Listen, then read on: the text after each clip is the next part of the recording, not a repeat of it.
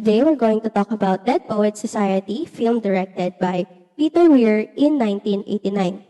So the characters are mostly male students and teachers. Some were old, some were middle-aged, and some are teens, especially the students. They are around characters, meaning they are real people acting for the film. So the film settings took place in Vermont in 1989, and it is said that it is a school for boys. And the theme of the movie is comedy and drama, but for me, it is also about life and hope. In the film, they have a quote came from one of the poets they were reading, and it is "Carpe diem," which means seizing the day, and they said it most in the film.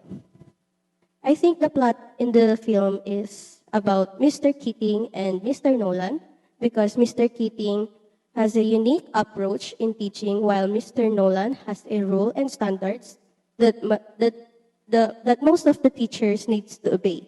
And for the style of the language they are using, it is catchy and full of meaning.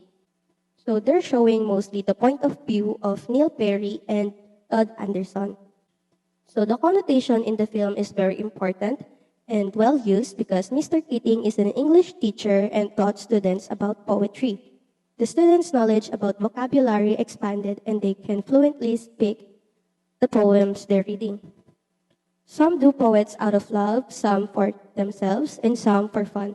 But Mr. Keating appreciates it because they made an effort to do it. Like every other poem, its sounds and the rhythm depends on the theme or scene. So let's talk about the elements of drama of the film. The characters were students, teachers, parents, and civilians. The first conflict that I've noticed is when Charlie Dalton published something under the name of their club. Next is when Knox Overstreet kissed Chris's forehead, causing Forchet to punch him multiple times. Third is Richard Cameron snitching about the club to Mr. Nolan. And finally, Neil Perry being forced by his father to follow whatever he wants for his son and not minding what his son really wants. For me, it's dramatic ivory is Neil Perry and Mr. Perry, admit it or not, we experienced some sin about them, like always being told what to do, wanting to be free to choose whatever you want, and the pressure coming from the parents about life.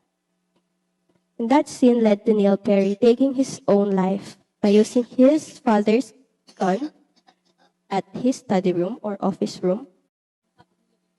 So the students were forced to sign a waiver or a paper to remove and blame Mr. Keating for Neil Perry's death. The parents were willing to do everything for their child to attend the prestigious school by saying the Vermont School. But even though the students were forced to sign the removal of Mr. Keating, they confessed to Mr. Keating that they were forced to do that and they were still loyal and respect him. So they uses the poetic devices as guide, inspiration, and freedom. In the film, Mr. Keating uses techniques like having students stand on the desk to see every puff, write poems or recite poems, and seek inspiration from the school's history and traditions in an unconventional ways. This brings the literary and dramatic elements of the curriculum to life for the students. Mr. Keating challenges the rigid authoritarian approach of the school and set as a mentor, encouraging students to think independently and pursue their passions. Most of the scene in the movie embody the elements of fiction, poetry, and drama in a way that reinforce the central themes. For example, the students' recitation of poetry and their passionate discussion of literary works bring those artistic forms to life. The conflict between Mr. Keating and Mr. Nolan is also a central part of the film's narrative. So Dead Poets Society portrays the tension between traditional and innovative teaching approach through the opposing ideas expressed by Mr. Keating and Mr. Nolan and those before him.